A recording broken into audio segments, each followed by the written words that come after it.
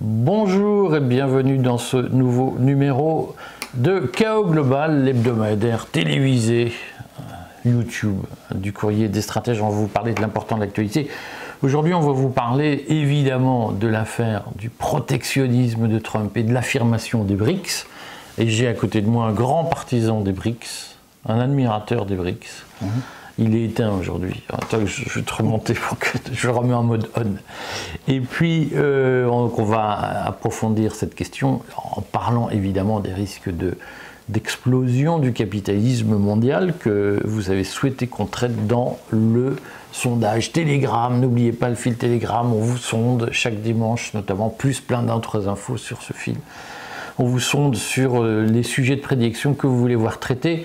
Inscrivez-vous, c'est gratuit. Et puis on en profite pour redire que aujourd'hui, donc Chaos Global. Demain, Sophie Delamotte pour notre émission Hémicycle. Mercredi, Stratégone. On parlera à nouveau de Trump et de la mondialisation, je pense du mondialisme. C'est à peu près ça. On parle de l'Iran en particulier. On parlera probablement de l'Iran. Jeudi, il y aura évidemment Ulrike Reichner, plus vendredi, une nouvelle surprise dans le cadre de l'émission La France de toujours. Puis on fera ensuite une petite pause de quelques jours. On reprend. Alors, les éditions vont continuer, mais enfin on fait relâche lundi prochain parce que c'est le lundi de Pâques. Et donc on fera notre prochain Chaos Global dans 15 jours. Et puis pour le reste... On a demandé à Trump d'ailleurs de rien faire. On a demandé à Trump de se calmer un peu parce qu'il nous saoule. Non, évidemment, il y aura des flashs s'il y a une actualité importante. Et puis évidemment, n'oubliez pas de rejoindre notre chaîne Patrimoine sur YouTube, 4,99 € par mois. On fait quand même le point, on attaque la situation mondiale. On fait le point sur la semaine folle, quand même, quelques minutes sur la semaine folle qui s'est passée pour remettre le sujet que nous abordons aujourd'hui dans son contexte, puisqu'on a eu une semaine très agitée la semaine dernière. On est parti, il faut rappeler qu'on est parti il y a une dizaine de jours avec la libération, c'était il y a 12 jours exactement, le jour de la libération selon Trump, qui a annoncé des tarifs protectionnistes sur à peu près tous les pays du monde. Il y a une ou deux exceptions comme la Russie, ce qui ne manque pas de sel. Et on a vu d'abord une escalade jusqu'à ce que le conflit se focalise la semaine dernière sur un affrontement, un bras de fer entre les États-Unis et la Chine, qui n'est pas fini d'ailleurs, il va falloir en reparler. Et à ce moment-là, si je ne me trompe pas, c'est mercredi de la semaine dernière, Trump a annoncé la suspension pour 90 jours des tarifs annoncés pour tout le monde, sauf pour la Chine. Alors, il l'a annoncé après avoir dit qu'il ne reviendrait jamais en arrière. Oui. Voilà. Et c'est quand même la méthode qui à nouveau pose problème, c'est que bien folle qui s'y fie.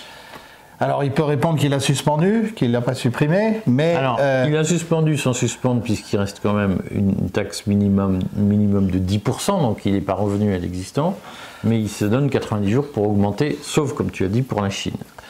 Et effectivement, donc, alors c'est bien, je pense qu'on en parle d'emblée parce que moi, depuis je regarde dans le détail et dans la presse américaine, dans les médias américains et chez les analystes financiers, et je vois curieusement peu de détails sur ce qui s'est vraiment passé. Peut-être que toi, tu as trouvé des choses intéressantes. Ça reste très général et comme si tout le monde était dans l'expectative, ne savait pas très bien sur quel pied danser. Donc il y a ceux qui disent que Trump a subi un camouflet, que la Chine lui a montré qu'elle a démasqué son bluff, hein, c'est l'expression qui revient beaucoup. Mais au-delà de ça, on voit des gens assez perplexes ou bien silencieux, et je me demande dans quelle mesure, il n'y a pas quelque chose qu'on a sous-estimé, c'est comment aux États-Unis, le sentiment anti-chinois dans les élites est très répandu, ce qui fait qu'au fond, personne pour l'instant n'attaque Trump radicalement sur ce qu'il a fait. Certains critiquent la méthode, mais en revanche, il semble qu'il y ait une espèce de consensus inavoué pour dire de toute façon, il faut faire quelque chose contre les Chinois. Et d'où d'ailleurs, je pense, la surprise de beaucoup d'Américains qui annonçaient que la Chine allait reculer et puis qui voient que pour l'instant, elle ne recule pas. Alors, le problème, c'est que ça vient de tellement de partout qu'on ne se souvient plus de tous les détails. Mais moi, j'ai eu une explication, je ne sais plus si c'est le Financial Times ou le Street Journal, ou ailleurs d'ailleurs, une explication sur le revirement des 90 jours, dont on redira quand même que Trump, on va aller jusqu'au bout de ce qu'il a dit, il a annoncé effectivement mercredi soir que finalement il faisait une trêve de 90 jours après avoir dit que jamais, que ça s'était fait pour durer, sinon les entreprises spéculeraient sur un retour en arrière et ne feraient pas les investissements aux États-Unis en se disant il suffit de faire le dos rond. Donc la position de Trump était si on veut que le protectionnisme marche, il faut que tout le monde sache que ça va durer, et paf, le lendemain, 90 jours de trêve. Bon. Qu'il a ensuite remise en cause en disant non, il n'y a pas eu de décision de faire une trêve. Bon. Et d'ailleurs, tout le monde y passera, et par ailleurs, on fait comme une trêve nouvelle sur les smartphones, qui eux vont être exemptés, donc c'est une mesure pour sauver Apple qui est extrêmement touché par les tarifs protectionnistes, qui ont été la première victime, redisons-le, du protectionnisme, c'est l'économie américaine. Donc pour sauver Apple, Trump a décidé d'exonérer les produits servant à fabriquer des smartphones de toutes les taxes douanières, tout en disant, mais en fait on revient en arrière parce qu'on revient à 20% de taxes, notamment sur le fentanyl, il n'a jamais été question de les remettre en cause. Et donc il y a un vrai sujet aujourd'hui, c'est que plus personne ne sait quelles sont les mesures en vigueur, et on a l'impression qu'il y a une vraie cacophonie de fait entre les différents éléments du Trumpisme. Tout le monde a compris maintenant, je pense qu'il y a les libertariens qui ont plutôt ma sympathie, qui sont des partisans du libre-échange, et il y a les souverainistes, les conservateurs, on va dire ça comme ça, style Steve Bannon, qui eux sont des partisans du protectionnisme, et ces gens-là s'affrontent. J'ai fait ce matin un papier dans le Courrier pour mettre en exergue les positions de Stephen Miran, qui est un économiste protectionniste, qui est le patron du comité des conseillers économiques de la Maison-Blanche et qui a développé toute une théorie. Les Belges en sont flattés puisque M. Miran défend notamment la théorie du dilemme de Triffin, qui est un économiste belge qui s'était beaucoup posé la question du commerce international et du protectionnisme. Voilà. Et de la surévaluation des monnaies de réserve. Et de la surévaluation des monnaies de réserve. Voilà. Donc, ce que j'ai retenu, c'est que, en fait, il y a plusieurs clans qui s'affrontent dans l'entourage de Trump, que la personnalité que tu évoques, qui est le secrétaire d'État au Trésor, Scott Bessent, oui. Scott Bessent, qui est, comme tu l'as très bien dit la semaine dernière, un financier, un mondialiste, qui a intégré l'équipe Trump. Scott Bessent a eu un argument massue auprès de Donald Trump, semble-t-il, qui explique la trêve de 90 jours, c'est que Scott Bessent est allé trouver Trump en lui disant « on a un problème patron », puisque les 2 dernières adjudications de dette américaine que nous avons faites se sont mal passées et les banques américaines boycottent la dette américaine. Et donc aujourd'hui, la signature de l'État américain, de l'État fédéral américain, n'inspire plus confiance et n'attire plus les masses. Ce qui est le sujet, puisque généralement, lorsque les actions s'effondrent, l'argent se reporte sur les obligations, notamment les obligations d'État, et là, cette mécanique ne marche plus. Je ne reviens pas en détail sur ce sujet, si vous voulez en savoir plus, regardez l'émission que j'ai faite hier soir, l'émission Écho, sur la chaîne Patrimoine, et l'interview que j'ai faite de Vincent Smith, toujours sur la chaîne Patrimoine. J'ai consacré un long article sur cette question qu'il y a une crise obligataire, et la question c'est, est-ce que cette crise obligataire est nourrie par la Chine, qui est traditionnellement la première souscriptrice de dette américaine? Est-ce que la Chine a décidé, en mesure de rétorsion contre les États-Unis, non seulement de liquider son stock d'obligations américaines et donc d'une façon ou d'une autre de fragiliser les marchés financiers internationaux en sapant le crédit, la confiance que la signature américaine inspire, mais est-ce que la Chine a décidé à l'avenir de ne plus acheter de dette américaine? Et c'est là le sujet. Visiblement, Scott Bessent a dit à Trump: tu vas avoir un sacré problème, mon gars, si tu continues. Et c'est ce qui explique que Trump ait décidé de 90 jours de trêve, sauf pour la Chine, parce que je pense que Scott Bessent a clairement expliqué à Trump que la Chine était en train de s'attaquer à la question de la dette américaine, ce qui est proprement explosif politiquement et pour l'économie américaine elle-même. Voilà ce que j'ai retenu. Et que donc il y a bien une logique derrière, c'est-à-dire que aux États-Unis il y a des affrontements. Je pense que tout le monde est perdu parce que plus personne ne sait ce qui est la règle en vigueur.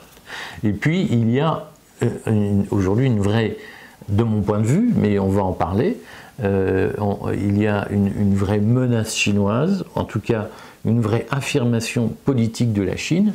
Notamment, la Chine a annoncé qu'elle suspendait des exportations de minerais de terres rares dont elle a le monopole et qui sont indispensables à l'industrie numérique, et notamment à l'industrie numérique mondiale. Ça veut dire que la Chine a décidé, on va voir si cette mesure se maintient, mais la Chine a décidé de taper dans le dur des entreprises numériques américaines, notamment des fabricants qui ont besoin de semi-conducteurs, et elle a décidé de se recentrer. Alors, pour ne pas perdre la face, parce que c'est extrêmement important pour les deux, mais les Chinois ont peut-être plus d'expérience là-dedans.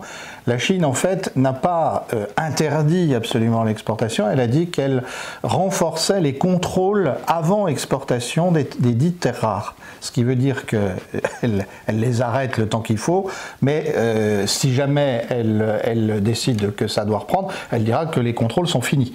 Et je pense que là, on va avoir l'affrontement entre deux styles diplomatiques qui sont extrêmement différents. Le style américain bien connu, très, très communicant et avec une espèce de tout ou rien au risque de devoir faire des pas en arrière. Et en face, on a quelque chose de plus tranquille, de plus subtil.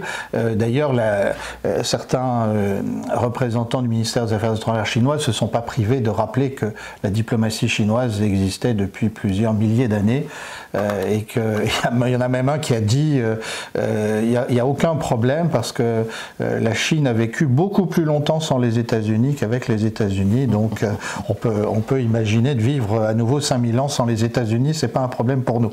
Donc c'est dire comme les Chinois sont remontés. Il y a quelque chose qui me frappe comme comparaison possible, c'est que les Américains visiblement sont surpris, alors toutes choses égales par ailleurs, mais ils sont surpris par le fait qu'une grande partie du monde s'est solidarisée, au moins en restant neutre avec la Chine, de même qu'ils avaient été surpris sous Biden lorsqu'une grande partie du monde s'est solidarisée avec la Russie, au moins en restant neutre, en refusant les sanctions. Et je pense que là, ça fait coup sur coup, 2 fois où le soft power américain est mis en échec apparemment. Alors, il y a un mot en anglais, en américain, pour désigner la situation vers laquelle, au fond, Trump tend, et que Biden avait un peu combattu, ça s'appelle le decoupling, le découplage. Est-ce que, selon toi, Edouard, Trump est en train de remettre en cause l'équilibre qu'on connaît depuis 35-40 ans, que je décrivais hier dans mon papier sur le Courrier, lisez-le, mais vous connaissez cet équilibre, c'est qu'au fond, la Chine prêtait aux États-Unis de l'argent pour acheter des produits chinois et débarrasser les États-Unis de son industrie salissante et précaire, comme elle a débarrassé l'Europe de notre industrie. Et je le redis, plein de gens disent « Ah, il faut réindustrialiser ». Il y avait un excellent sondage, c'est dans le Wall Street Journal, je crois, qui disait, ils ont fait un sondage auprès des Américains sur est-ce que l'Amérique serait mieux lotie si elle avait plus d'usines. 80% des Américains disent oui, 85% des républicains disent oui. Et après, je serais mieux loti si je travaillais dans une usine aux États-Unis. Et là, tout à coup, il y a 20% des Américains qui disent oui. C'est-à-dire qu'il y a quand même 4 fois plus de gens qui sont pour la réindustrialisation que de gens qui sont prêts à travailler dans une usine, ce qui tempère quand même les objectifs de réindustrialisation. Et il y a d'ailleurs eu des mèmes chinois qui ont circulé sur les réseaux sociaux, nombreux. Il y en a où on voit une série d'Américains obèses qui sont qui sont devant des machines à coudre et qui savent pas s'en servir. Puis il y en a un autre qui est assez drôle aussi, où on voit Trump, Musk, Vance et toute la bande en bleu de travail et en train de finaliser des Nike. Sur une chaîne de production. Et visiblement, ils ont un peu de mal à savoir comment mettre les lacets. La couture, ça s'improvise pas.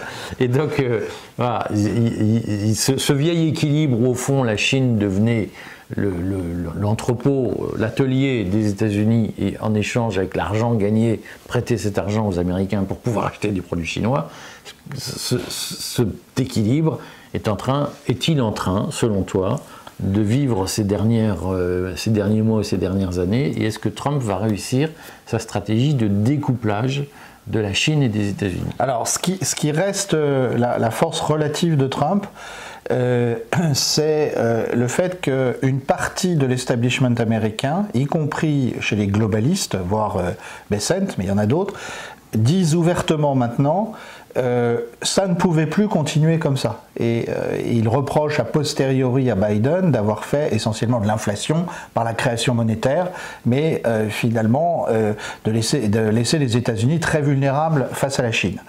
La question, je pense qu'en fait, on assiste à un affrontement entre deux parties de ce qu'on peut appeler l'État profond américain, les vrais globalistes, c'est-à-dire ceux qui pensaient que les États-Unis finiraient épuiser le peuple américain, que c'était pas grave et que l'important c'était qu'il y ait une élite américaine qui s'entende avec l'élite chinoise sur les objectifs. On va dire que c'est un peu la vision des années Obama.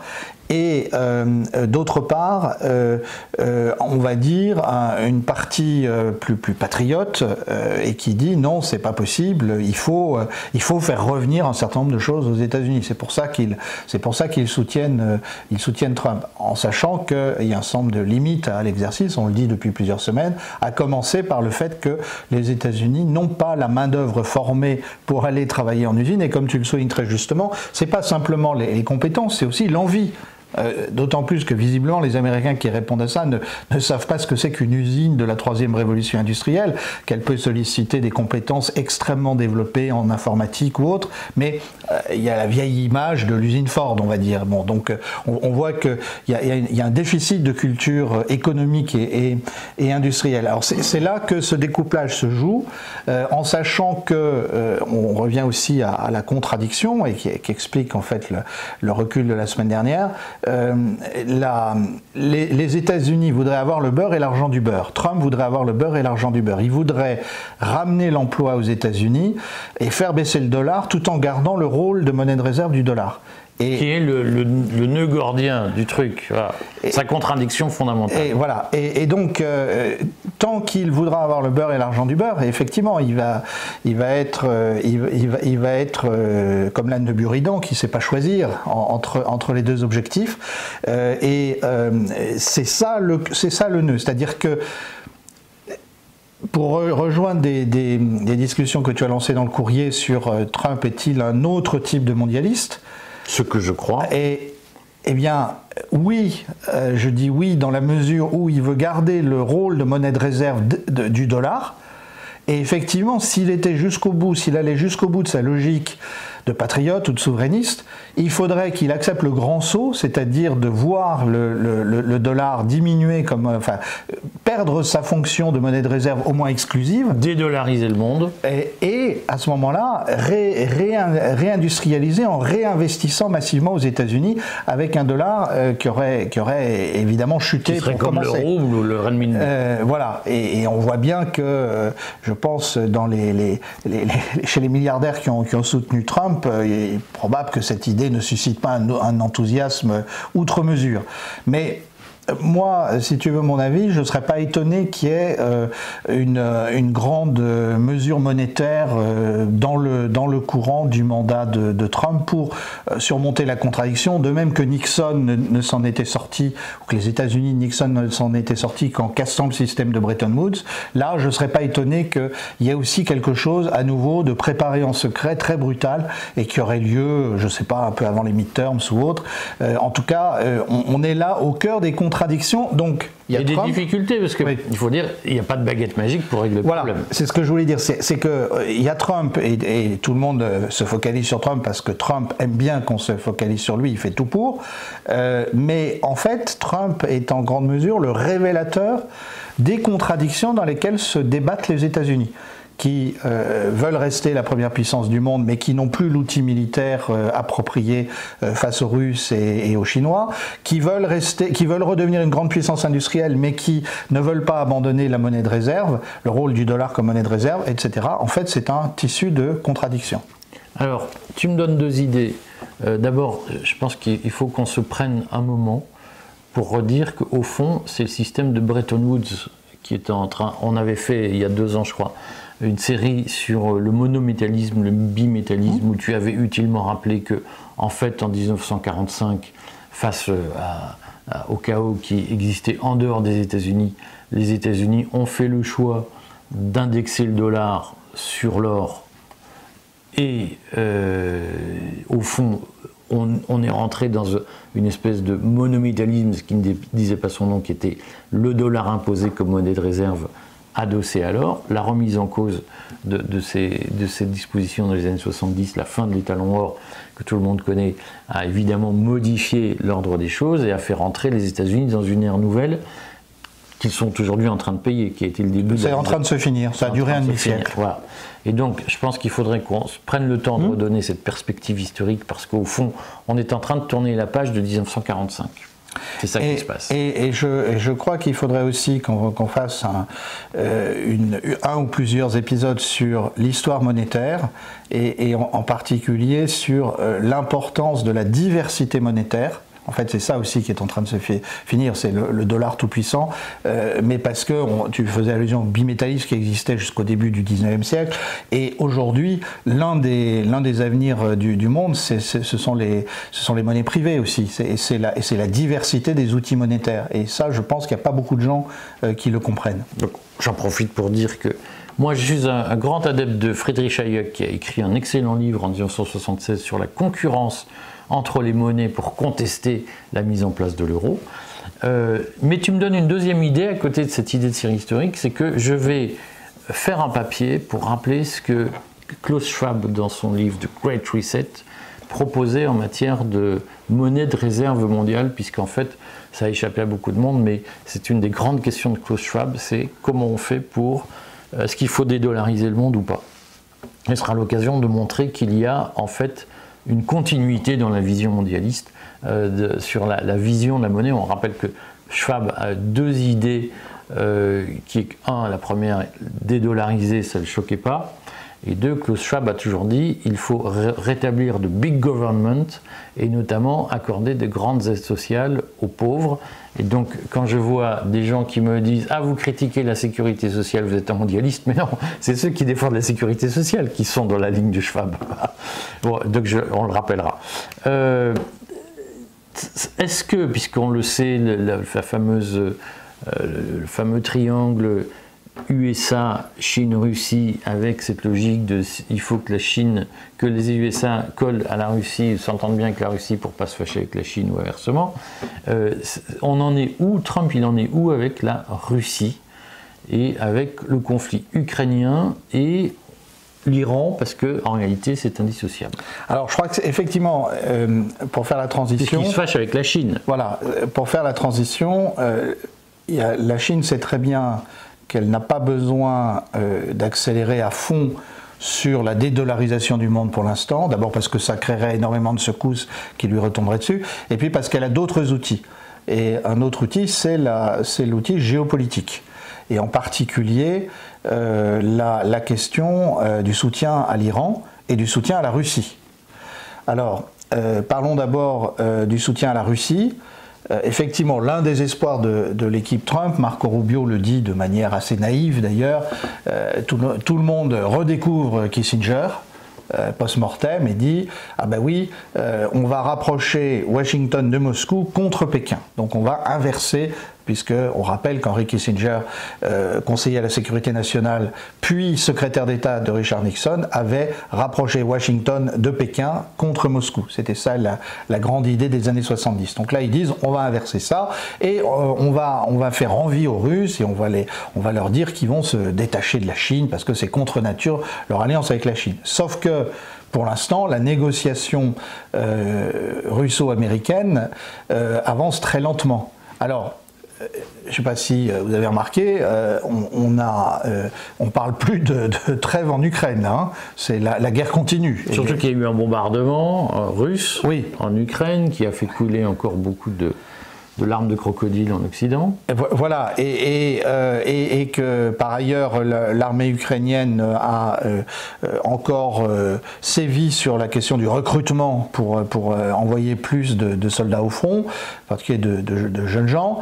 Il y a donc la guerre continue pour l'instant, et elle continue avec une certaine cacophonie, puisqu'il est de plus en plus clair que les Britanniques sont d'accord avec les Ukrainiens pour saboter les efforts de paix de Trump avec Poutine. Aujourd'hui, il laisse des traces de doigts sur les murs, c'est même plus la peine de se demander qui est à l'origine de ce qui se passe. Bon, il n'empêche que, d'abord, Trump sait que les Européens, y compris les Britanniques, c'est pas grand-chose en termes militaires, donc les grandes déclarations de Starmer et Macron sur le fait qu'ils vont envoyer 40 000 hommes, les Américains ont raison d'être sceptiques. Je rappelle une évidence, hein, 40 000 hommes, c'est que si on veut avoir 40 000 hommes sur place, ça veut dire qu'on a au moins 120 000 hommes à disposition pour faire des rotations, parce qu'un soldat ne reste pas plus de quelques mois en engagement.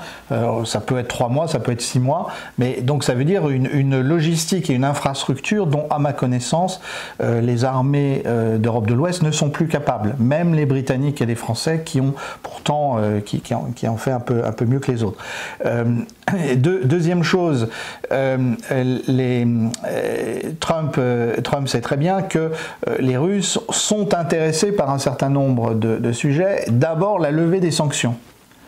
Et alors c'est là qu'il est devant un dilemme. Donc il a voulu faire un geste lors du jour de la libération en ne mettant aucun tarif sur la Russie, mais comme l'ont fait remarquer certains commentateurs, il n'y a pas besoin de tarif puisqu'il y a les sanctions. Alors, est-ce que les Américains vont aller plus loin ?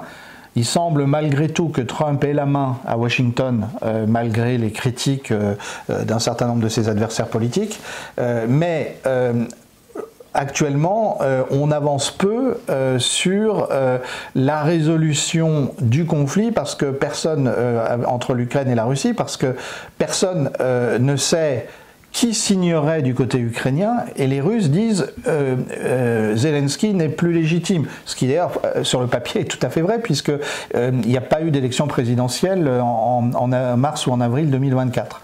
Donc la discussion avance lentement.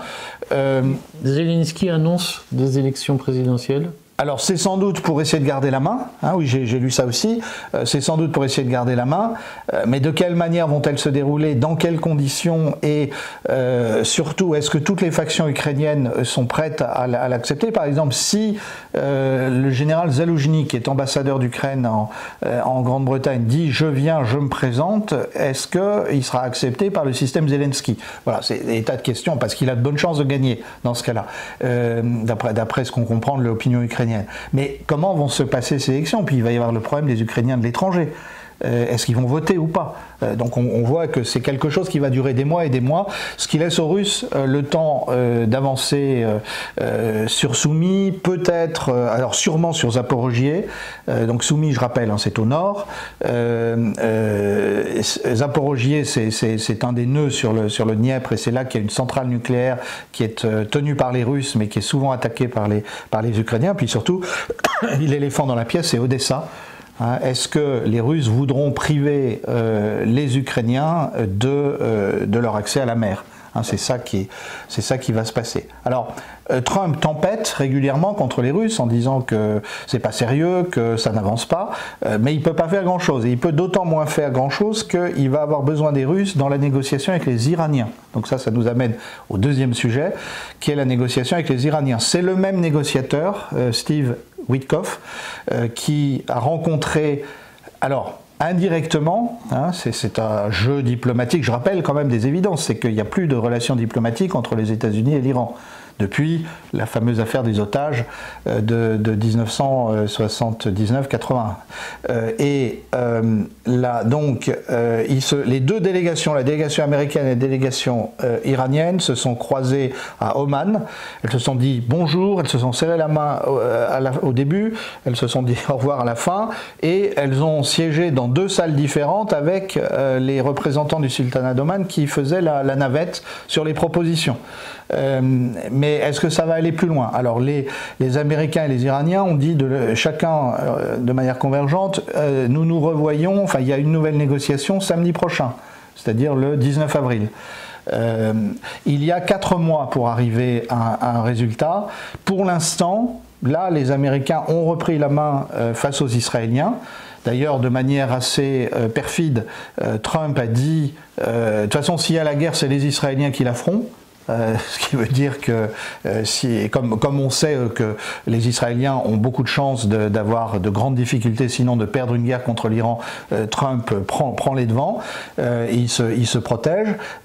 Mais il n'empêche que pour arriver à une négociation, Trump ne pourra pas faire sans les Russes, qui ont une grande influence sur les Iraniens, puis surtout qui les protègent. Il y a un accord stratégique qui a été signé. Et d'autre part, il ne sait pas quel jeu va jouer la Chine, parce que la Chine peut jouer le jeu aussi de radicaliser la position iranienne en offrant des garanties à l'Iran de protection, de manière à embêter les États-Unis. Voilà où on en est. Il existe, on fera une émission consacrée au Proche-Orient cette semaine. Il existe en Israël aujourd'hui une fraction de l'opinion, dans les élites notamment, favorable à une intervention militaire contre l'Iran, au moins aérienne, contre le programme. Alors c'est la comparaison avec la Libye, il faut faire en Iran ce qu'on a fait en Libye. Oui, alors il y a bien sûr Netanyahou, mais Netanyahou n'est pas seul. Alors je rappelle quand même que le but de la carrière politique de Netanyahou depuis 25 ans, ça a été d'attaquer l'Iran. C'est d'ailleurs la raison pour laquelle il s'était opposé à Rabin et aux accords d'Oslo. C'est parce que Rabin disait nous ne pouvons pas être à la fois contre les Palestiniens et contre les Iraniens. Donc comme notre ennemi c'est l'Iran, il faut trouver un accord avec les Palestiniens. Et Netanyahou a toujours été sur une ligne très néoconservatrice. Je rappelle que les néoconservateurs américains veulent affronter à la fois la Russie et la Chine. Netanyahou, il veut affronter toujours les Palestiniens et les Iraniens. Il a toujours été bridé par les Américains, parce que les Américains savent que l'Iran, c'est pas comme l'Irak, c'est pas comme la Libye, c'est une vraie puissance militaire, et puis surtout c'est un pays immense, avec une population nombreuse, un pays qui n'a jamais été durablement conquis depuis de nombreux siècles, et donc ils savent que c'est un gros morceau. C'est pour ça d'ailleurs que Trump, là aussi, dit non, pour l'instant on négocie. Alors dans la société israélienne, oui, il y a effectivement un parti qui voudrait en finir avec l'Iran. Il semble, donc je n'arrive pas à trouver l'origine de l'information, mais on a appris que pendant la négociation de samedi, les Iraniens ont mis sur la table, en termes de dénucléarisation du Proche-Orient, ils ont pour la première fois, c'est la première fois qu'un État le fait publiquement, ils ont parlé de la bombe nucléaire israélienne. Je rappelle que la bombe nucléaire israélienne, elle est clandestine. Israël n'a jamais signé le traité de non-prolifération et n'a jamais non plus reconnu qu'il avait la bombe. Mais c'est un secret de polichinelle dans les milieux diplomatiques. On estime qu'ils ont environ 200 têtes nucléaires. On sait où elles sont, à Dimona. Simplement, c'est la première fois qu'un État ose dire publiquement il y a le problème de la bombe atomique israélienne. Et si les Iraniens ont fait ça, c'est précisément parce qu'ils veulent mettre un verrou sur la négociation, puisque les États-Unis ne pourront pas faire comme si ça n'existait pas. Voilà où on en est. Autre rumeur, parce que je crois que c'est important de les citer, Zelensky prétend avoir capturé des soldats chinois sur le front avec la Russie. Oui, alors on avait parlé des Coréens, donc on avait dit qu'il y a bien eu des Nord-Coréens en entraînement sur le territoire russe, mais plutôt à l'est, plutôt proche de la Corée. C'est sur ce qui s'est passé à Koursk que c'était plus difficile à prouver, même si les Ukrainiens l'affirment. Et là, visiblement, c'est un nouveau message. Donc on dit au passage, on dit toujours merci au MI6 qui nous invente des histoires qui sont passionnantes. Les Britanniques sont quand même les meilleurs auteurs de thrillers, de romans d'espionnage. Donc là, maintenant, c'est la thèse des Chinois. Et les Chinois, ça a donné d'ailleurs une réaction assez vive de Xi Jinping contre Zelensky, qui lui a demandé de cesser de raconter n'importe quoi. Alors, moi, j'ai pas du tout les moyens de vous dire si c'est vrai ou pas. Mais il peut toujours y avoir des conseillers militaires chinois, il peut y avoir, voilà, il y a une alliance de facto entre la Russie et la Chine, mais moi j'ai eu tendance à me demander si c'était pas que Zelensky voulait se faire bien voir de Trump dans la négociation complexe. Mais voilà. Alors, ça peut être plusieurs choses en même temps. Oui, tout à fait. Il peut y avoir, les Chinois peuvent se dire... c'est l'occasion d'aller voir comment on fait la guerre. Comment on fait la guerre, parce qu'ils ne la font pas.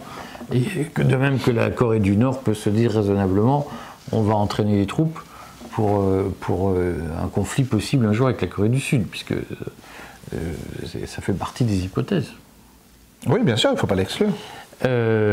Concrètement, qu'est-ce qu'on ressort de tout ça, Édouard? C'est-à-dire, est-ce qu'au fond, Trump... n'est-il pas une espèce d'empire romain de l'empire tardif qui veut restaurer la grandeur de Rome et qui s'aperçoit qu'il n'en a plus les bases, que le monde a changé et qu'au fond, il est face à des ennemis beaucoup plus puissants que 300 ans avant. Alors, les États-Unis, ce n'était pas le cas, soit 80 ans avant. Alors le seul problème, diront les petits malins, c'est que la toge qu'il porte, puisque tu veux l'habiller en romain, la toge qu'il porte, elle est made in China. Alors je signale que sur les réseaux sociaux, il y a des photos qui ont circulé. Il y a là encore des petits malins qui sont allés à la boutique de goodies à la Tour Trump et qui ont photographié les objets et qui ont vu que sur beaucoup il y avait marqué Made in China, y compris sur les casquettes MAGA. Donc, pourquoi on n'est pas étonné? Donc voilà, donc ça fait partie des gentilles contradictions. Alors, je crois qu'il y a deux tendances. Il y a une montée en tension très forte avec la Chine. Elle est évidente, tout le monde la voit. On n'a pas besoin d'épiloguer. Je vous recommande sur X le très bon fil d'Arnaud Bertrand, qui est, je crois, un homme d'affaires qui vit en Asie et qui vraiment a des informations très précises sur tout ce qui se passe et en particulier qui aide à décrypter les réactions de la Chine. Mais une fois qu'on a dit ça, il y a autre chose. Ce sont des tendances assez contradictoires, contrastées dans le monde, parce que je crois que le monde est vraiment en train de devenir multipolaire. Par exemple, l'Inde a hésité, elle a donné un petit coup d'appui aux Chinois et puis ils ont dit qu'ils étaient prêts à négocier avec les Américains. Par exemple, l'Union européenne est visiblement perdue dans ce qui se passe, parce que c'est vrai que pour l'Union européenne c'est assez terrifiant. D'un côté, on était en train de devenir anti-chinois, mais de l'autre, les États-Unis ont décidé de déstabiliser l'Union européenne. C'est une des obsessions de Trump. Il veut absolument déstabiliser la Commission européenne pour négocier pays par pays, ne plus avoir un seul interlocuteur face à lui. Donc, que faire? Et puis, on voit que la Russie, elle est pour l'instant dans l'expectative. Est-ce qu'elle rétablira des relations économiques poussées avec les États-Unis, par exemple sur les terres rares? Mais à ce moment-là, ça irait contre les moyens de pression chinois. On voit que tout ça est très compliqué. Le monde est en train de devenir multipolaire. Trump a effectivement sans doute frappé trop fort et en ayant mal calculé l'impact, et en fait c'est comme vouloir écraser une mouche avec un pavé.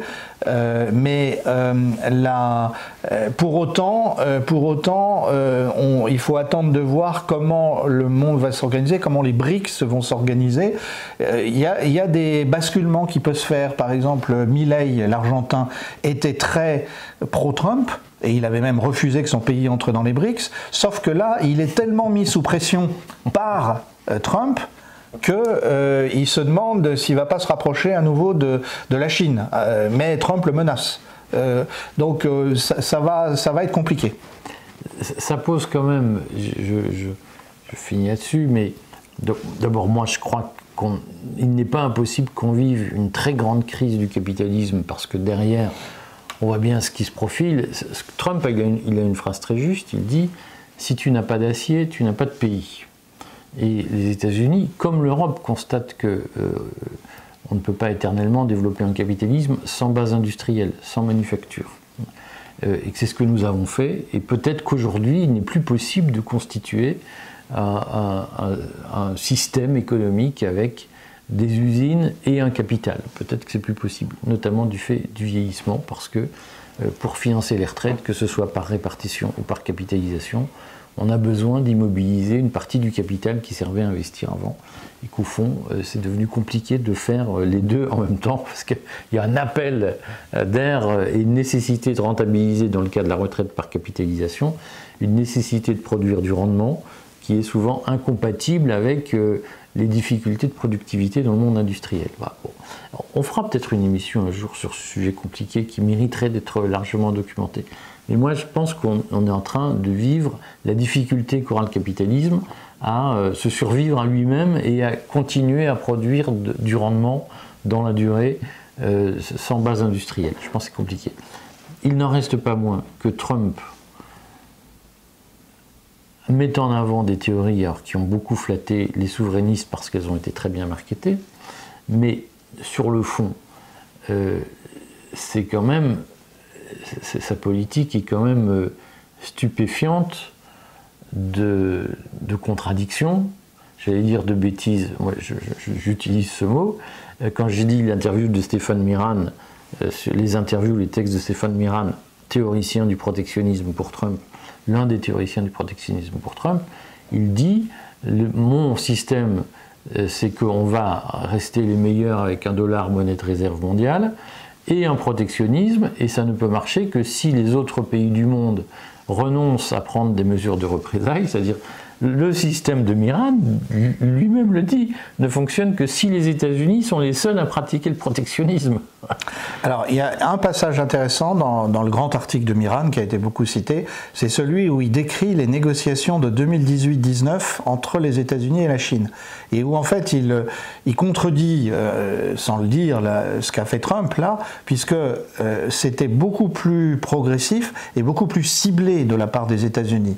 Et on sait à l'époque que ça a fait du mal à la Chine, qui a dû négocier. Et c'est vrai qu'on a du mal à comprendre pourquoi. Est-ce que c'est l'absence de contre-pouvoir? Est-ce que c'est le deuxième mandat? Certains disent que Trump est désinhibé et que donc il y va franco. De fait, ça contredit ce que dit Miran dans cet article. Ça m'a paru le passage le plus intéressant. Et donc Miran dit mais notre système ne peut fonctionner que si seuls les États-Unis pratiquent le protectionnisme, les autres ne doivent pas avoir le droit de le faire. Sinon, on ne parvient plus à rester monnaie de réserve. Et il dit que les États-Unis doivent utiliser la menace militaire pour convaincre les autres de ne pas pratiquer le protectionnisme. Donc on est quand même rentré dans un système dont la quintessence, je dirais, mène quand même à des tensions internationales qui vont être difficiles à supporter. D'ailleurs, on n'en a pas parlé, mais il faut mentionner le fait que Trump a annoncé un budget militaire de 1000 milliards de dollars, ce qui correspond à ce qu'on se disait dans une des éditions précédentes. La seule façon pour Trump de s'en sortir, c'est vraisemblablement la militarisation, voire la guerre. Avec tous les problèmes que ça pose, on aura l'occasion d'en reparler. On parlera, moi je vais faire des papiers de recherche sur les théories qui entourent Trump et les gens qui le portent. Il y a cet intellectuel qui s'appelle Curtis Yarvin, pour moi c'est pas un intellectuel, mais enfin bon, il est déclaré comme tel. il a quand même une vision. C'est quand même la course au fascisme. Ben, alors, il y a deux choses. D'une part, c'est à peu près aussi subtil que Douguine, dont on fait le conseiller de Poutine, à tort d'ailleurs, parce que je crois qu'ils se sont rencontrés qu'une fois. Parce que Poutine est un mec malin. Voilà, et là, je pense qu'il y a quand même quelqu'un qui s'auto-proclame tête pensante. Oui, Rasputin. Voilà, du Trumpisme. Donc, oui. Mais visiblement, il a une influence quand même. À moins plus sur des mecs comme Bannon voilà. que sur Trump lui-même. Et alors ensuite, il faudra qu'on fasse une émission pour savoir ce qu'on appelle le fascisme. On en a déjà parlé, j'ai forgé le concept de fascisme gris. Mais ce qui est intéressant, c'est que ce que je disais il y a 2-3 ans, c'était au moment des confinements, c'était que ce que j'appelais le fascisme gris, c'était plutôt un phénomène de l'extrême centre ou du centre-gauche. Et là, effectivement, ce à quoi on assiste avec Trump ou avec le soutien inconditionnel à Israël d'un certain nombre de mouvements de droite, c'est qu'il y a une forme de fascisme qui a l'air de revenir à droite aussi. Donc voilà, il faudra qu'on en parle. Bon, voilà. On vous rappelle, demain, Sophie Delamotte, mercredi, Stratégone, jeudi, Ulrike Reichsner, vendredi, une surprise. Puis une petite pause, parce que de temps en temps... Mais petite pause, moi je vais couvrir la Pâque orthodoxe grecque. Donc... alors là, il va très mal, hein. Je ne sais pas ce qui lui arrive, mais il a vraiment besoin de repos. Hein. Ah, je vais manger de l'agneau et du kokoretsi. À très bientôt mes amis.